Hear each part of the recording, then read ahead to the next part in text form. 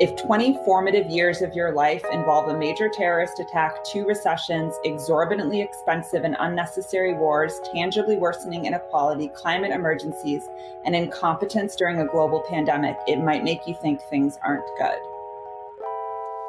Hi there. Welcome to Students of Mind, the mental health podcast made by curious minds for curious minds. On this podcast, we, the hosts, are just like you, eager to learn more about the mind. Here we learn with you and provide you with clear, concise information backed up by real experts about all things mental health.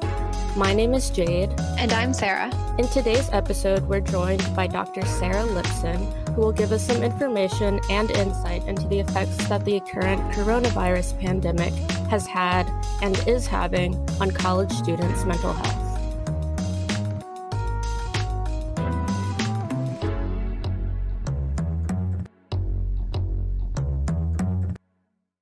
So today's guest is Dr. Sara K. Lipson. She is an assistant professor in the Department of Health Law Policy and Management at the Boston University School of Public Health. She also is co-principal investigator of the Healthy Minds Study and associate director of the Healthy Minds Network. Dr. Lipson received her bachelor's degree from Tufts University, her master's from Harvard University, and a dual PhD at the University of Michigan in Health Services Organization and Policy at the School of Public Health and Higher Education. Dr. Lipson's research focuses on understanding and addressing mental health inequalities in adolescent and young adult populations, especially college students. Her work has been featured in the Boston Globe, New York Times, Huffington Post, and on NPR. In light of the current pandemic, Dr. Lipson has been working with colleagues to research and collect data related to the pandemic and create a database with their findings. Welcome, Dr. Lipson, and thank you so much for joining us. Thank you so much for having me. I'm looking forward to this conversation. Yes, me too. So we're all trying to stay busy during shelter in place, and I saw on Twitter that you were updating your house by adding some molding. How is that going? Oh my gosh, my favorite topic of conversation. So I'm so fortunate that I bought my first home this year, and so congratulations! Thank you. I moved in mid-March, and so it has just been the best project to have to just design my home. It's my favorite creative outlet. It's brought me so much joy. So now I have an elaborate scheme to add some kind of intricate, like you might think of kind of Victorian crown molding in my bedroom. And I've purchased many tools, and I don't actually have the skills to do this, but I've watched many YouTube videos, and I'm going to take it on and see where things go. So I'm really excited. That sounds awesome. So beyond being an awesome house owner, you are a leader of the Healthy Minds Study, which is a prominent study. It goes to all sorts of colleges and collects data on the mental health of college students. So what is sort of the mental health of college students like typically, even before COVID? What do you know about that? Yeah. So I can say a couple of kind of broad general statistics, and then we can drill down if you have follow-up questions. I'll say something about prevalence, and then I'll say something about trends, which are kind of two ways in public health that we think about things, like how prevalent is something and hasn't been changing over time. So in terms of prevalence rates, about a third of students, so 1 in 3 students on college and university campuses has symptoms of an apparent mental health problem. So that includes depression, anxiety, eating disorders, or students who report non-suicidal self-injury or suicidal ideation. And the most prevalent of those are depression and anxiety. In recent years, anxiety has surpassed depression as the most prevalent, but overall, about a third of students are meeting criteria for one or more of those conditions that I just mentioned. It's also really important to talk about the fact that there's a group of students, about 40% of students, who are flourishing. When we talk about mental health on college campuses, it's so often just talking about the negative. Pre-COVID, our data from the Healthy Minds Study from about 300 college campuses showed that about 40% of students are flourishing. They're doing really well. They're thriving. And we have a scale that measures that in our survey. So that's prevalence. And then in terms of trends, we have really, and this is really troubling, we have seen over the past 10 years and even more acutely over the past 3 to 5 years, a sharp increase in the prevalence of mental health problems, about a doubling in the prevalence of depression and anxiety over that time, decreases in flourishing. So some really, concerning trends that we can get into and kind of try to explain some of the factors that go into that. But those are the probably two biggest takeaways. What do you think is the reason for the increase in prevalence? Yeah. So that's the $1 million question. It's definitely multifactorial. And I'll give some examples of ways to think about this that can hopefully frame our conversation. So one is we're talking about mental health more often. So I oftentimes people will say, is it really an increase in prevalence, or is it just, more awareness and knowledge of mental health? It's a yes and. So all of the factors I'm going to talk about, I think, are contributing to this increasing prevalence. And part of the problem is we're not entirely sure which one contributes the most. I am quite confident in saying that there has been, an increase in the severity and in the mental health problems that students are facing. And we've also seen an increase in knowledge and awareness and just a national dialogue around mental health. So that's a really good thing. Which might lead more students to, recognize that they're struggling. But the counter argument to that is we're measuring in the Healthy Mind Study symptoms of mental health using these validated screening tools. And we're seeing marked increases in these, symptoms of depression, for example, that are measured in this really objective way. And we would expect that mental health, more subjective measures like loneliness or hopefulness would be, if we weren't seeing changes there, then we would say, maybe this is just around students' knowledge, but it doesn't appear to be that way. So one is around, increasing awareness and national dialogue of mental health. Social media and technology are often pointed at as factors here, and it's a double-edged sword. There's a lot of opportunities in responding to mental health that will involve certainly technology, mobile technology. There's some sort of what you might think of as like sociological explanations for this, like, the parenting styles of young people who are now in college and who were their parents and how are they being raised.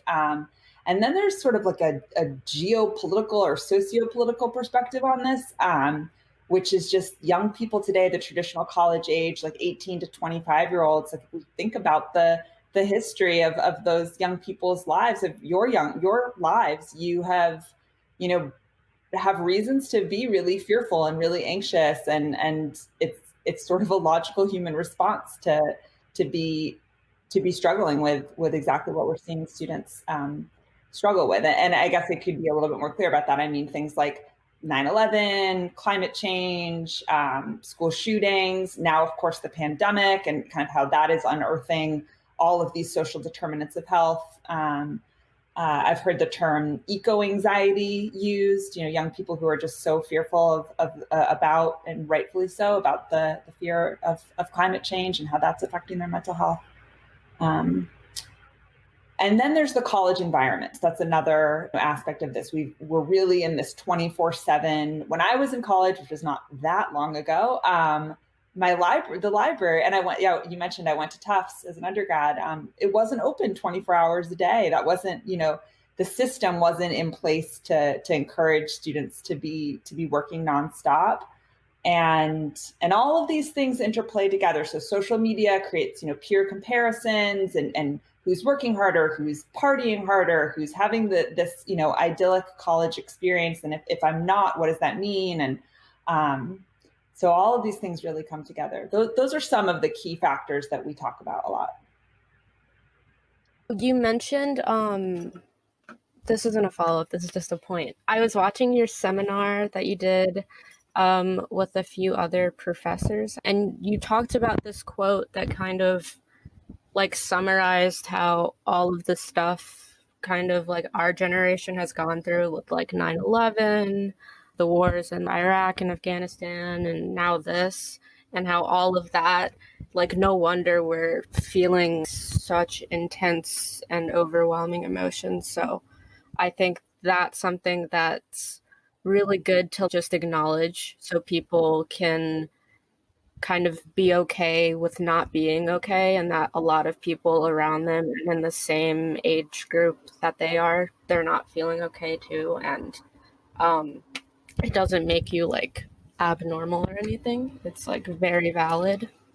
Yeah, absolutely. I can read a quote that I saw. This was, I think I saw this sometime in March as a lot of campuses were closing, and even though I'd thought about each of these individual factors and that cumulatively that is the life experience of someone in their early 20s, seeing it in this really succinct way. This was on Twitter, so it's 140 characters, but it says, if 20 formative years of your life involve a major terrorist attack, 2 recessions, exorbantly expensive and unnecessary wars, tangibly worsening inequality, climate emergencies, and incompetence during a global pandemic, it might make you think things aren't good.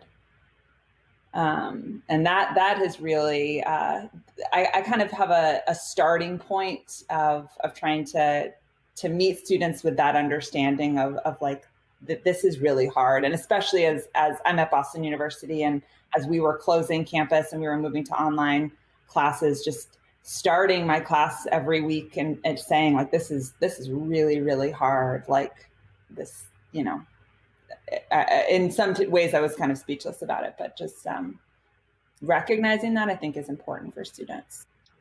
Yeah, definitely. You talk about, your students, they're usually between 18 and 25 with, a lot of outliers there. The age range in college is actually pretty broad. But the majority of college students are probably from 18 to 25. And I was wondering, developmentally, we tend to think of college students as adults, but we know this isn't strictly true. The brain doesn't fully develop until you're about 25. What are college students going through developmentally between 18 and 25 that might put them at risk for mental illness or, open them up to new experiences that isn't necessarily true for the rest of the population?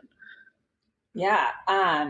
So I will speak about this more from an epidemiological perspective than a kind of neurological perspective, just based on my training.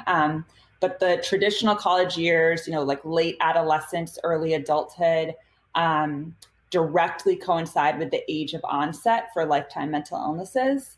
I became interested in the topic of mental health on college campuses through a lived experience. I was working in residential life at a university, and so living with students really involved in their day-to-day lives, and I saw multiple students really experience their first symptoms of serious mental illness. I had a student who had her first psychotic break.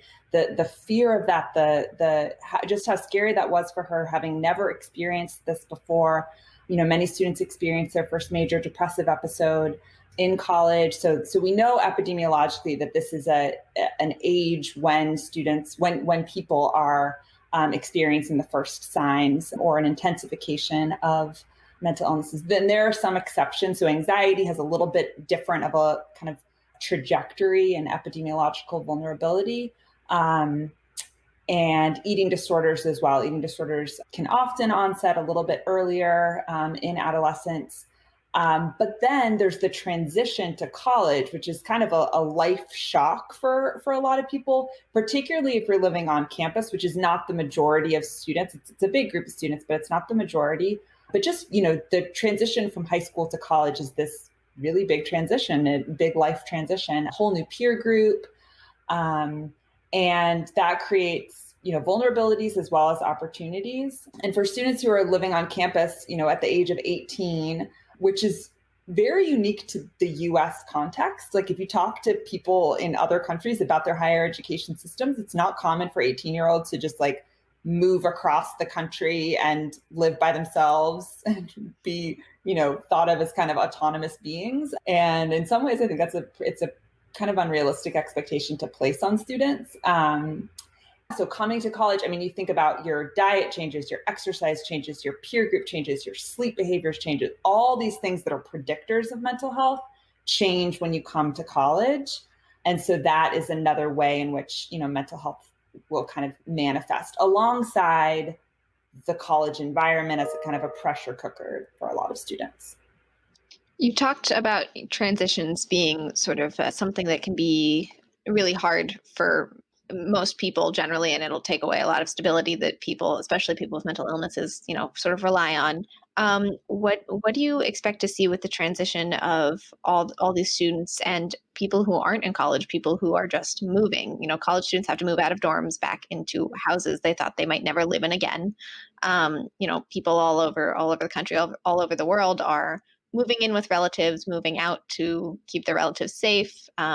A lot of transitions everywhere. What do you think the effects of that are going to be? Yeah, so I think that's a great question, and it's exactly the type of thing that my Healthy Minds research team is looking at.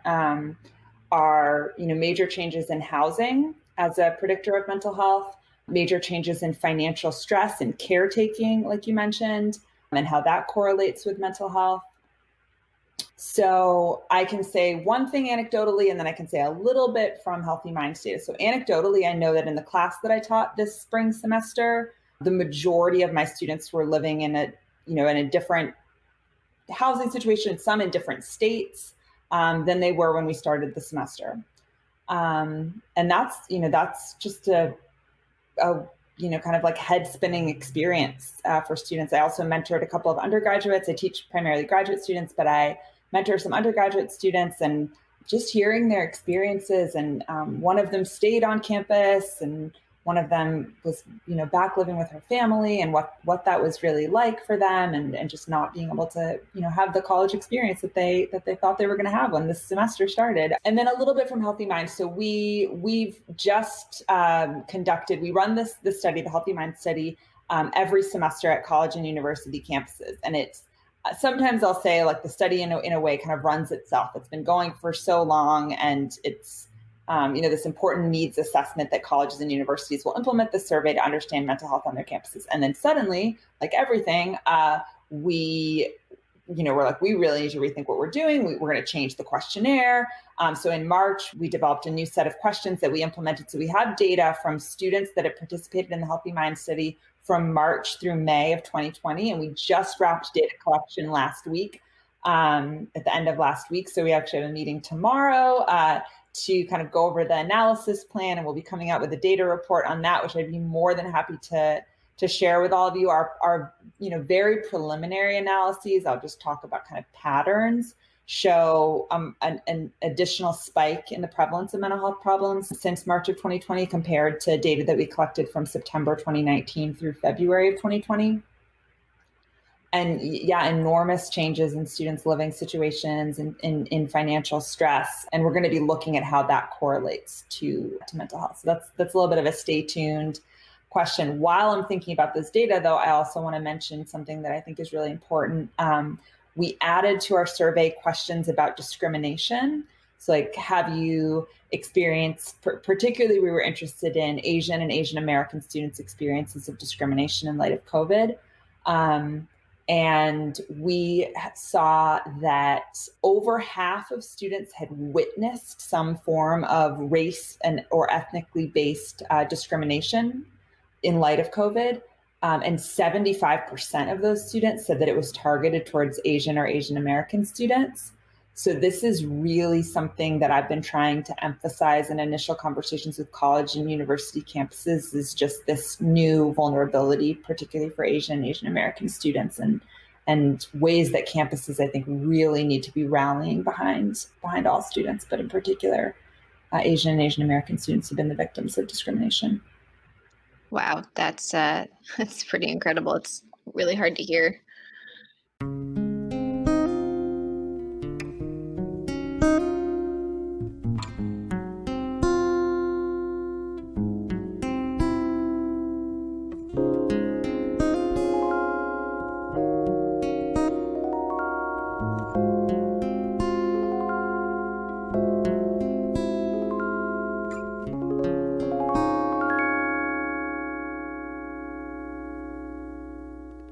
Okay, so we're going to kind of step back and look at things at a broader perspective and look at the pandemic as a whole.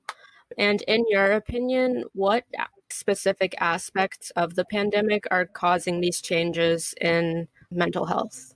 Yeah. So one of the most important predictors of mental health is sense of belonging and social connectedness. We are social creatures. We, you know, derive so much meaning and sense of purpose from the relationships that we have with people. And I've seen this framed different ways. We're leveraging mobile technology. I feel like I'm connecting with both of you, in this digital format right now, but it's not a replacement for sitting across from someone, seeing their body language, and in particular, just, college campuses have such an energy to them.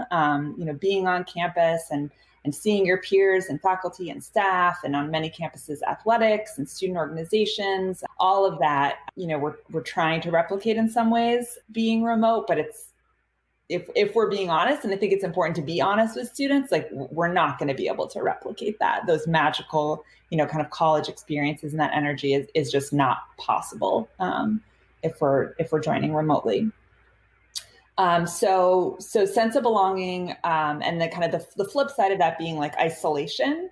I think there's a loss of belonging. And I think it's particularly important to think about that with incoming students. Like, what does it mean to be a first year undergraduate who's going to come to a campus? How do we foster a sense of belonging? How do we make them feel like they're part of this campus community if they're not physically here?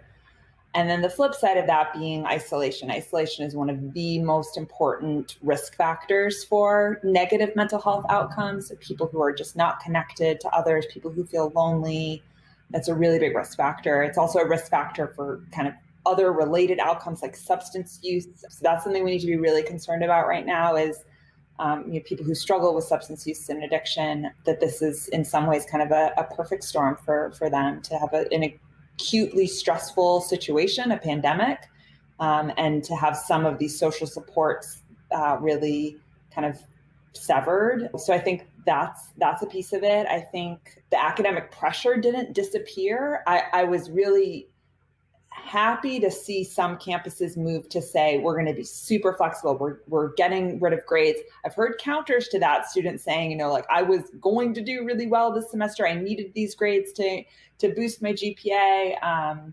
So I have sympathy for that as well. But the academic pressure didn't really change, even if the grading policies changed. And so students are now, dealing with trying to have Wi-Fi connection, living from home, many students having kind of unstable housing situations and trying to finish out the semester. If you really step back and think about it, it's kind of preposterous that we were giving students grades at all, given that just the situation that we were all in. But most schools, I think, did kind of proceed with grading. There was a survey conducted by some colleagues of mine at an organization called Active Minds. Are you guys familiar with Active Minds? They're a mental health advocacy organization that they support chapters or student groups on campuses across the country. I think they're in over 500 college campuses now, including community colleges.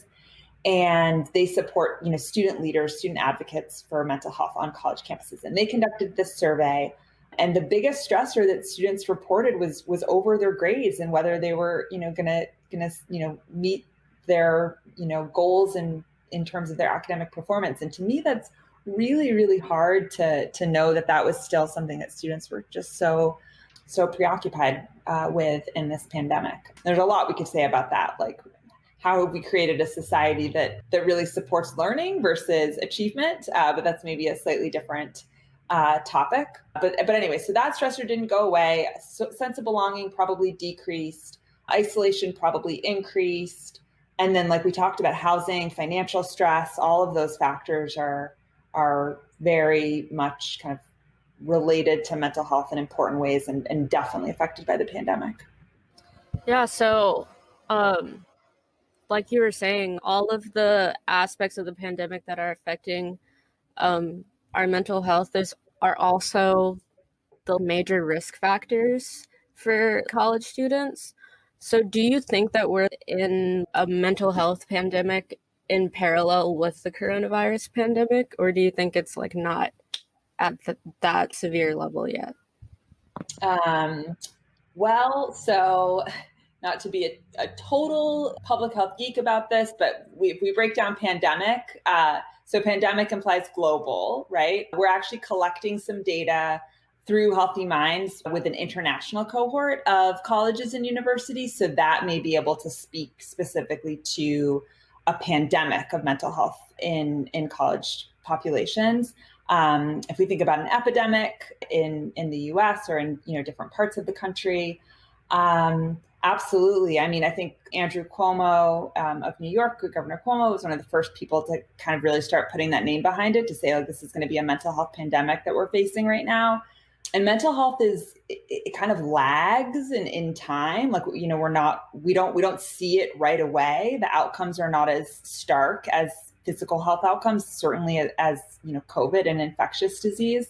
But we have seen, in light of other, major kind of national traumas like 9/11, in Hurricane Katrina, Hurricane Sandy, there's been a lot of public health research showing how mental health was impacted by those, major traumas, and in all cases, very strong evidence to show increasing prevalence of mental health in response to that. And I think we're already being able to see that in our Healthy Minds data that we're going to be releasing in the next couple of weeks are going to provide a little bit of evidence towards that. And then it's going to be the next year of data collection with Healthy Minds, and for other folks who are doing research on college campuses related to mental health is going to be really, really interesting. I'm really excited to see this data that's coming out. Yeah. It's very interesting to have, like I said, I became interested in this topic through working in residential life, and then was like, I have all these questions. I'm really thinking about this, and then realized, like, oh, these are research questions. How does one pursue research questions? Oh, one gets a PhD. I guess I'll do that. And when I started doing this research, like, I would tell people I studied mental health on college campuses, and I'd get, some nods, or, maybe a little bit of like, oh yeah, like that seems like an important topic. And now it's like everybody knows that mental health on college campuses is this really important topic. There's been so much media attention around mental health. So I'm really trying to think about how we can use Healthy Minds data to help drive a conversation that's really around how do we promote wellness on college campuses, and for me in particular, how do we promote equity? How do we not, forget about students of color, gender and sexual minority students, first gen, low income students, who are just talked about less in this, increasing national conversation about campus mental health. I just want to backtrack kind of quickly. You've mentioned residential life a couple times. What is that? Oh, great question. Yeah. So I was a proctor, which is like a live-in residential staff member. I lived in a first-year residence hall. I had 30 students, and the job is described, or the role is described as being, I think, 3 things. So you are creating a sense of community. I was throwing like study breaks and, more like social events, disciplinarian things like breaking up parties if I needed to, dealing with like roommate disputes. And then I had a small role supporting students' academics. So I knew if they were, struggling, these were first-year undergraduates, and trying to support them in that way.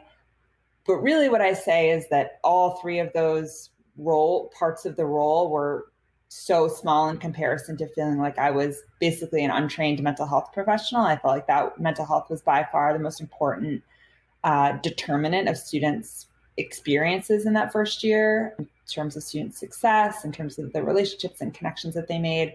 So residential life is anything from like an RA, a resident assistant living in a residence hall, a resident director, which is typically like a full-time staff person, sometimes a graduate student. In this case, when I was a proctor, I was a graduate student at the time. And then there's typically like a dean or a director of residential life as well. And they're in charge of all of the residence halls and all of the on-campus living. Thank you. Yeah, great question.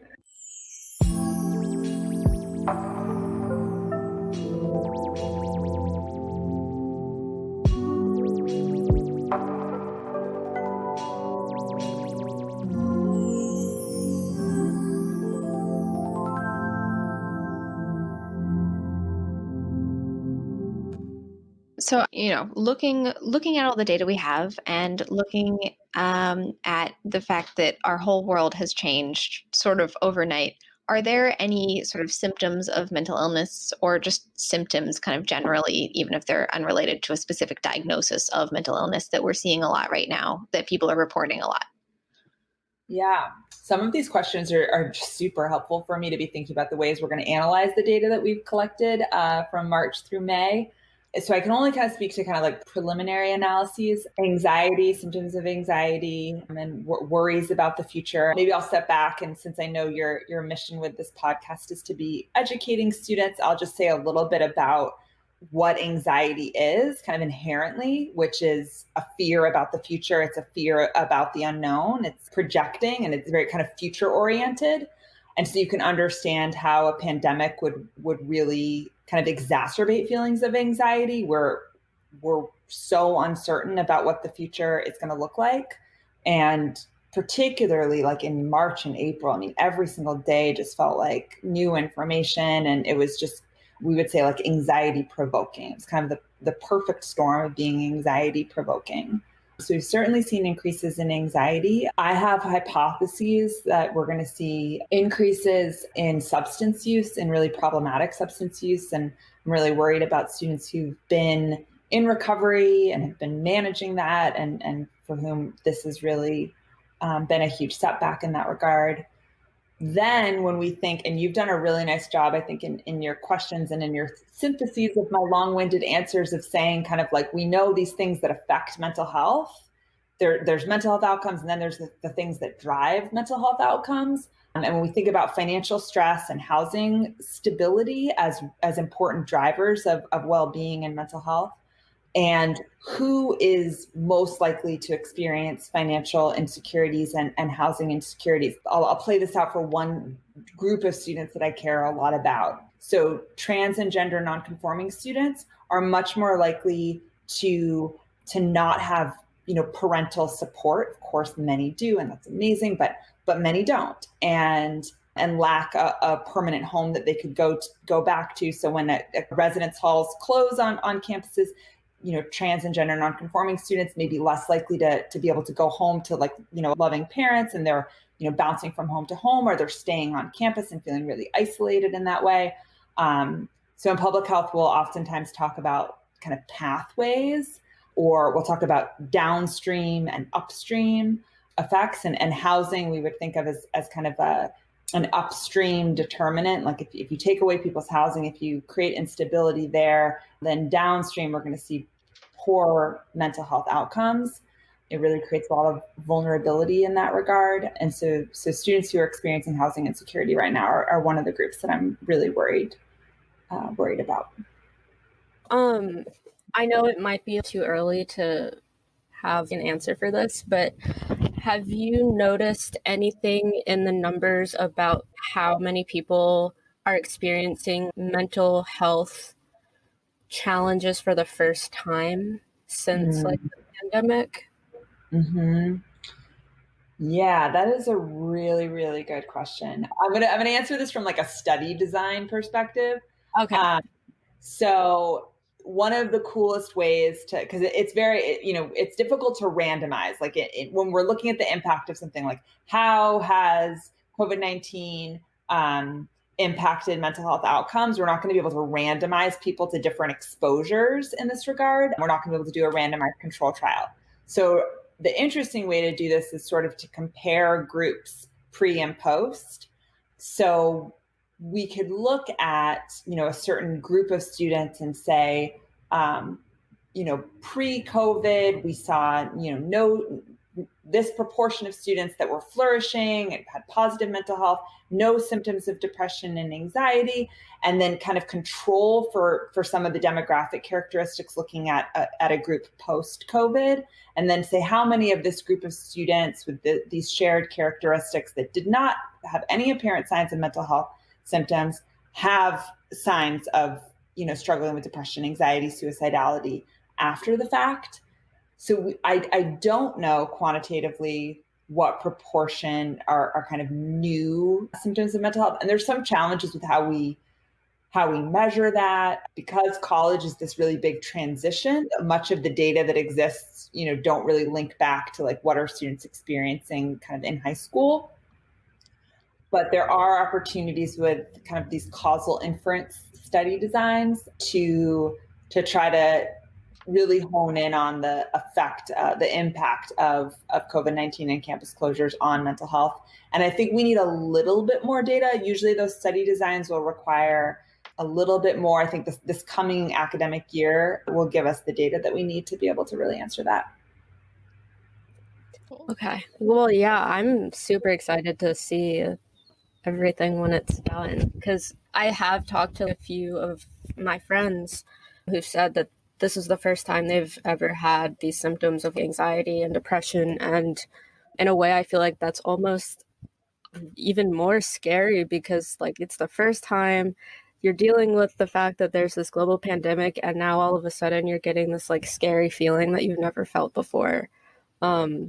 So yeah, I'm really looking forward to seeing your findings and seeing how we can use it to make improvements. Yeah, and a point related to that is accessing mental health services. So because the college years coincide with the age of onset for lifetime mental illnesses, it's this really important opportunity for early intervention and getting people into treatment. The median delay from first symptom onset to treatment contact is about a decade. So most people are struggling for about 10 years before they ever receive services. And in that gap right there are all of the negative sequelae that we know. So, involvement in the justice system, suicide, certainly a lack of, economic productivity. There are so many individual and societal level outcomes that we should care about in that gap right there. And so right now, if you're mentioning, friends who are like, this is an entirely new thing. I've never, dealt with anxiety in this way. And now the responsibility falls to your friends, to your peers, to seek out mental health services if they feel that's necessary. So I think that's one of the most important things that campuses can be doing right now, is to acknowledge this is an extremely stressful time, normalizing experiences, kind of putting words and names to symptoms of anxiety and depression, normalizing that, saying that you're not alone, and then saying, here are the services that are available to you. And there are free mental health services. There are online resources that any student can access. There's certainly a lot of imperfections in the mental health services system, but seeking some form of support is really key in that for students who are experiencing these symptoms for the first time. And that's a great way to transition into my next question, because I wanted to know what you think can be done to mitigate the effects that the pandemic could have on college students' mental health. And I'm wondering, what can professors and faculty do to mitigate those effects, but also what can the students do to help themselves? Right. Yeah. So I think a lot about this, and I talk about this a lot with my colleagues. So what can campuses be doing? We actually just co-authored a brief with the American Council on Education that was the target audience for this brief is college and university presidents. And we outlined, here are the steps that campuses need to be taking. And one point is around clear, consistent, and compassionate communication with students. Another is around assessment. We need to be assessing students. We need to understand where they're at right now, as budgets on college and university campuses are going to be even more kind of strained. Any investments in mental health need to be backed up by evidence. We need to know that anything that we're putting there is really going to reach students and meet the needs that they have. And we only know what needs students have if we ask them. So I think right now is an extremely important time for colleges and universities to be doing needs assessments of their students, and then to be really relying on those data to inform their decision making. So that's sort of at a system level. And then you mentioned what faculty can do and what students can do. I think faculty have kind of an outsized role in students' minds in terms of their importance and how much students kind of look to faculty and worry about how faculty think about them. I try to really kind of normalize and really be a person. I'm a person. I finished graduate school quite recently. Like I'm imperfect. My favorite example of this, and you can cut this if you want, but is I tell my students that when I hear the term meal prep, I run away. If you looked in my refrigerator, it looks like an adolescent boy. I do not have my life fully perfectly together. I love research. I'm super excited to teach, to learn, to have this role with you, but do not enter this classroom thinking that I am this perfect person who has everything together, because I'm not.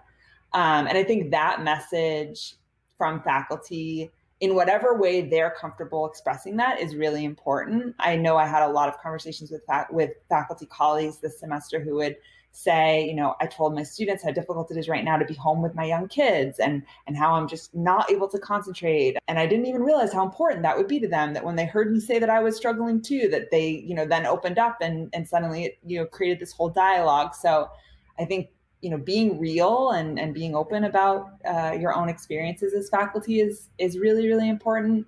Grading flexibly, creating open forms of communication. We don't know what the fall is going to look like. Are we going to have either a second peak or a second wave? And what is that going to mean for classes being held, and in what format, and in grading? And faculty are kind of at the whim of what the university decides, but they also have a lot of agency to say, like, I'm going to be flexible in this regard, and I'm going to give you the benefit of the doubt. And I think that's, really, really important.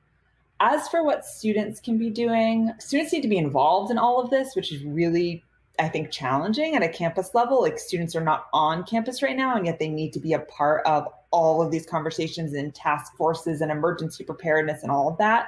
I'm acutely aware of any time I'm in a room where people are kind of like talking about students as this like other being.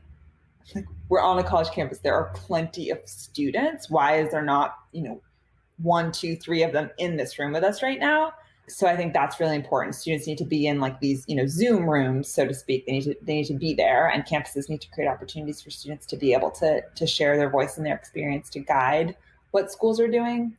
I don't know. What do you guys think that students can be doing to support one another?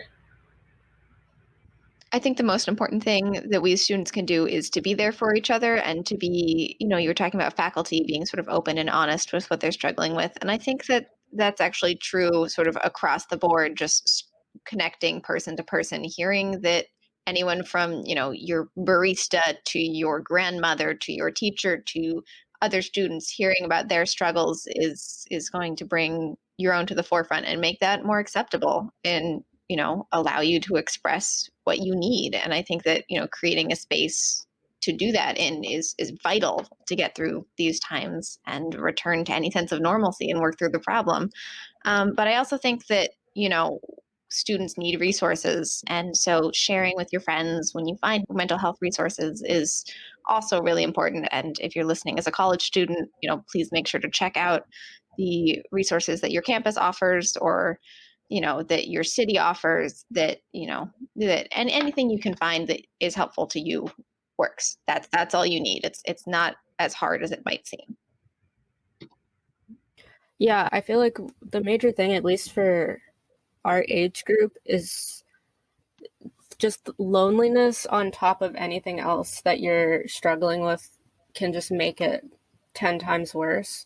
So I think the aspect of connecting with other people is really important.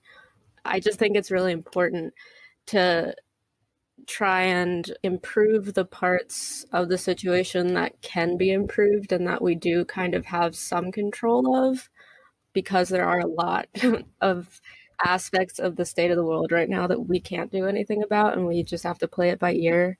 Yeah. I think those are really good points. Yeah, so you mentioned some things like all students can be reaching out to one another, and checking in. Students who are really struggling right now, certainly students who are in crisis, there's a lot of resources. Crisis text line is one that maybe you can include in your resources for students, and that's a fully text-based system where you can write in and chat with a crisis volunteer who's trained, and they can also refer you to a lot of different resources that way.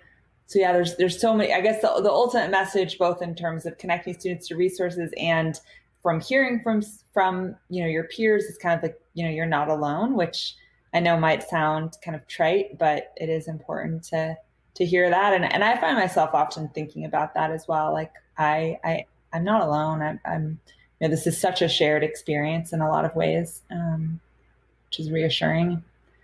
Yeah, I think that's also something acknowledging that this is really, really scary. Yeah. Everything that's happening is scary. And I think sometimes we have the impression that we need to be like strong and we shouldn't be fazed by anything, but everything that's happening right now is scary and it's nothing like anything we've ever been through before.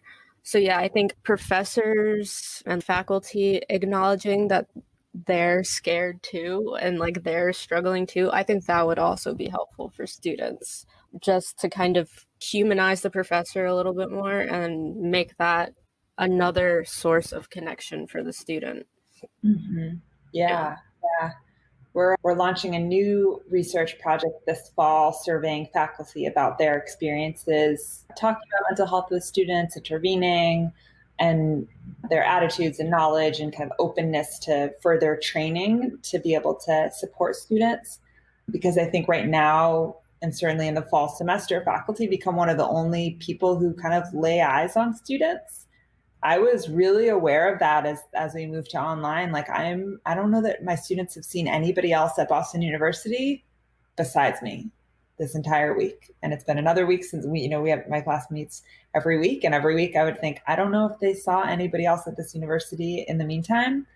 And so faculty right now play a really, really important role in supporting student mental health.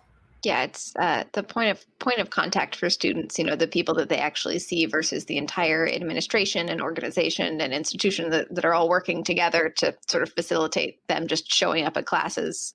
From a faculty perspective, it's kind of, I find that faculty often forget that students don't see any of the mechanisms behind that. And something that, students need to remember is that there's a lot of people out there trying to support their success, actively spending their entire day thinking about what they can do to make students' lives better. And students need to remember that those people exist and go find them because they can help too. Yeah.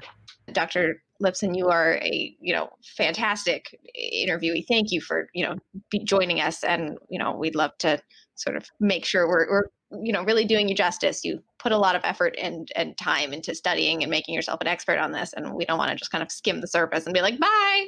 So is there anything interesting? Is there anything that you think that people should know about that would be that you want to just talk about? It doesn't have to be strictly related, or it can be strictly related. That's a good question. I guess maybe I'll kind of a meta point. In doing this research on college student mental health, I have realized how many students are super interested in this topic. I mean, there's just such a lived experience with mental health, and students have a lot to say about this and a lot of questions. And I have the opportunity to work with students on my research team. And so I would just encourage students, we talked earlier about the potential of a mental health pandemic that's following from this. If we even step back even further, like I think of, young kids right now who are at home and kind of not having these developmental experiences that, you and I had probably in schools. And so there's going to be a need for studying mental health and for mental health practitioners in the future. And so I would just encourage people to think about that and say, like, do I have a passion for studying mental health or for thinking about mental health? And I actually think a lot of students really do. And also in public health, there's a really big space in public health to be thinking about mental health in population. So one of the things I think most optimistic about is that young people are going to say, like, of all the things I want to study public health, and I want to study mental health, and I want to study infectious disease and these things in policy and these things that we know really, impact human experience. And so I just a positive note to say that I hope young people will do that. And I hope people will pursue that as their careers and as their education. Great. Yeah, I think that's a great place to end. And I also want to ask, how can we and also our audience stay updated on the work that you're doing and then also the work that the Healthy Minds Network is doing?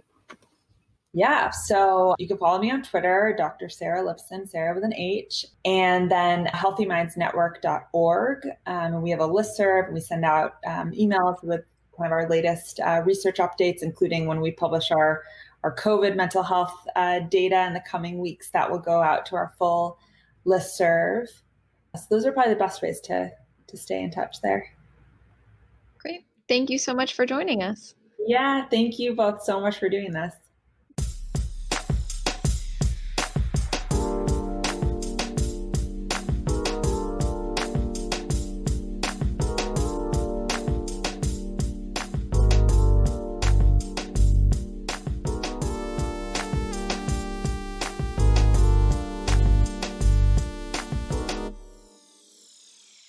Thank you so much for listening to this episode of Students of Mind. We'd like to thank Dr. Sara Lipson again for being on the show, and please make sure to follow her on Twitter at Dr. Sara Lipson and visit healthymindsnetwork.org for more information about the Healthy Minds Study.